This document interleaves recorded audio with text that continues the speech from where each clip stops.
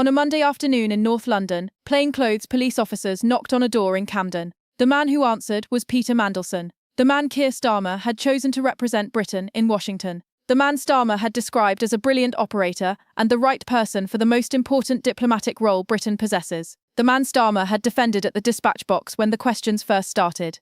Mandelson was led to a waiting car while photographers captured every second. Khaki trousers, grey sweater, dark jacket, being walked to a police vehicle outside his own home.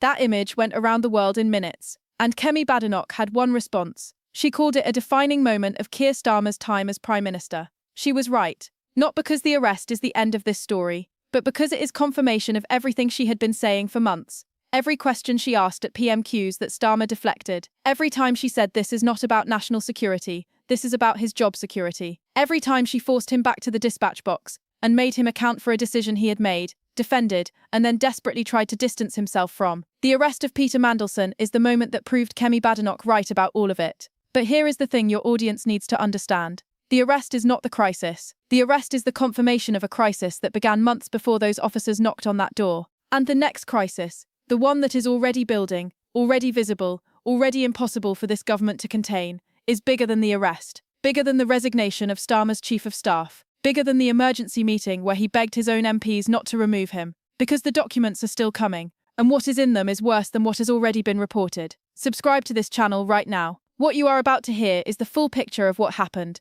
what Kemi exposed, what the arrest means, and crucially, what is coming next that mainstream media is not connecting for you. Hit subscribe and turn on notifications, because this story has not finished. Let's go back to the beginning. Because to understand why the arrest is so devastating for Starmer, you need to understand what Kemi Badenoch did in Parliament before the police got involved, before the resignation of Morgan McSweeney, before the Scottish Labour leader called for Starmer to quit. Before all of it, Kemi was at that dispatch box, asking a question that every person in this country deserved answered. Did the official security vetting mention Mandelson's relationship with Jeffrey Epstein? Starmer's answer, yes, it did. That answer is the foundation of everything that has happened since. Because in that moment, Starmer admitted that the system worked, the vetting process, the official government mechanism that exists specifically to protect Britain from exactly this kind of compromise, flagged the relationship, told the Prime Minister that appointing Mandelson posed a reputational risk. His own national security advisor described the process as weirdly rushed.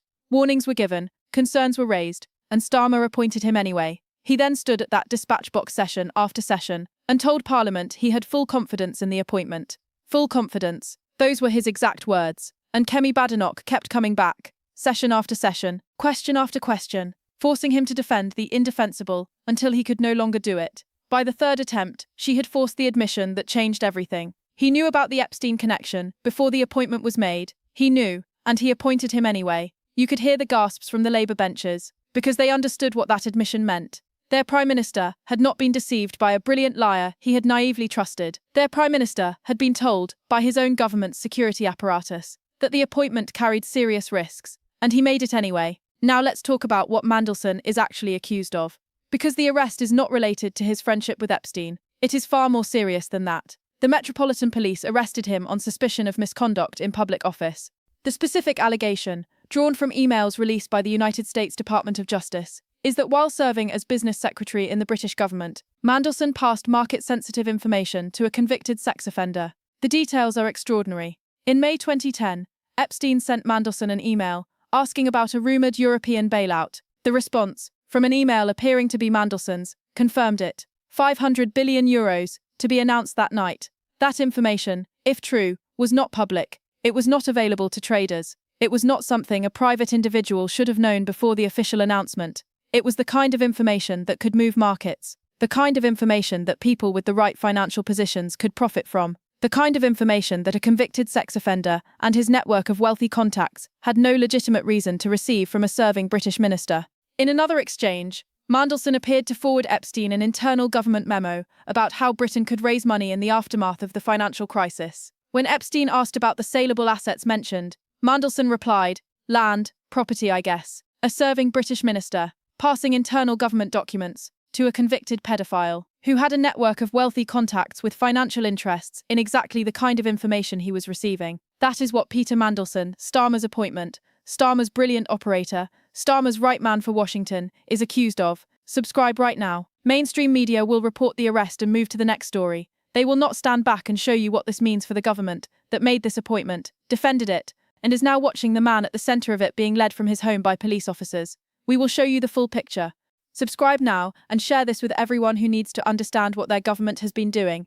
Now let's talk about the money. Because buried inside this scandal is a detail that Kemi Badenoch called extremely fishy, and she is right. When Mandelson was fired as ambassador, he demanded a severance payment of more than £550,000, over £500,000 of taxpayer money, from the government that had just sacked him for, in their own words, lying about the extent of his relationship with Epstein, a government that described his behaviour as wholly incompatible with public service, a government that said his shameful conduct had damaged Britain's interests. They gave him £75,000. Now, you might think 75,000 is better than 550,000. You would be right. But Kemi Badenoch asked the question that nobody else was asking.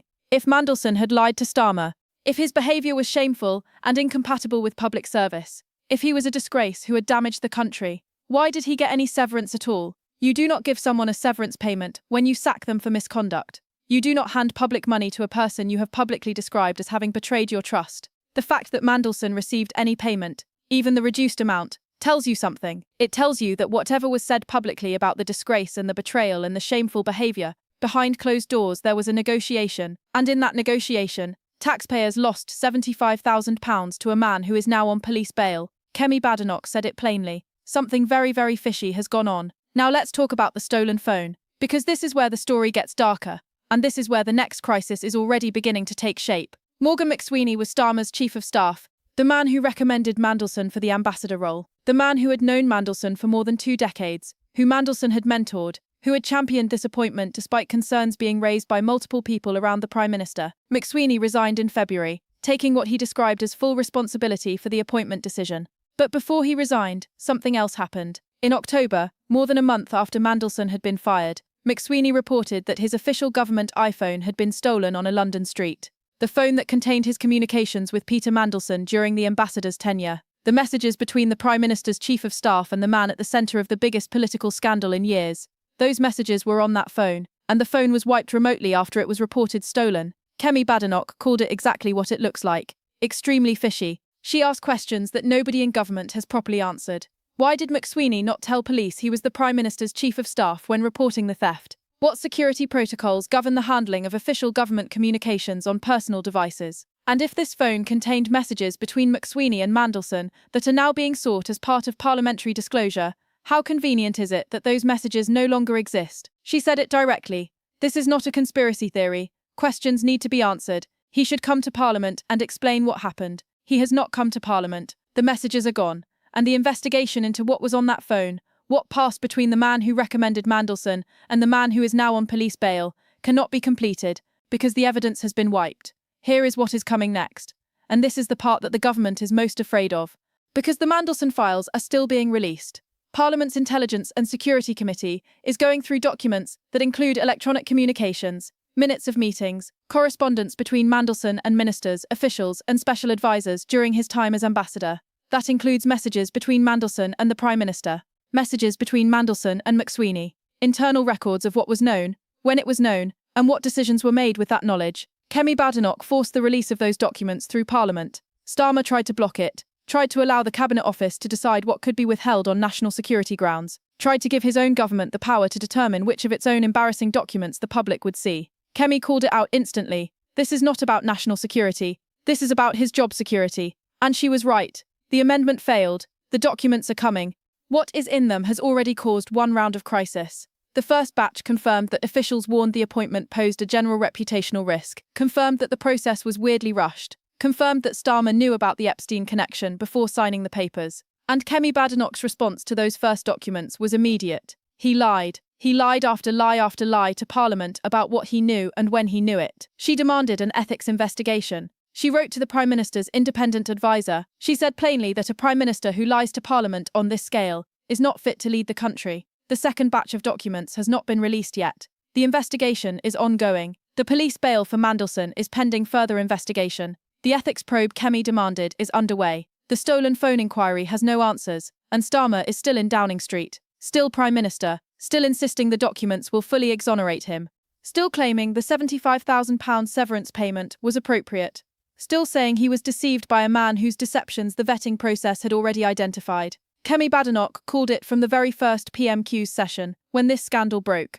She said Starmer had injected Mandelson's poison into the heart of his government. She said his catastrophic lack of judgment had harmed the special relationship, endangered national security, compromised British diplomacy, and embarrassed the nation. She asked whether he still had full confidence in Morgan McSweeney, the way he once had full confidence in Peter Mandelson. His answer was yes. McSweeney resigned within weeks. She was right about Mandelson. She was right about McSweeney. She was right about the cover-up attempt. She was right about the lies to Parliament. And she is right about what is coming. The documents are still being released. The investigation is ongoing. The man Starmer put in Washington is on police bail.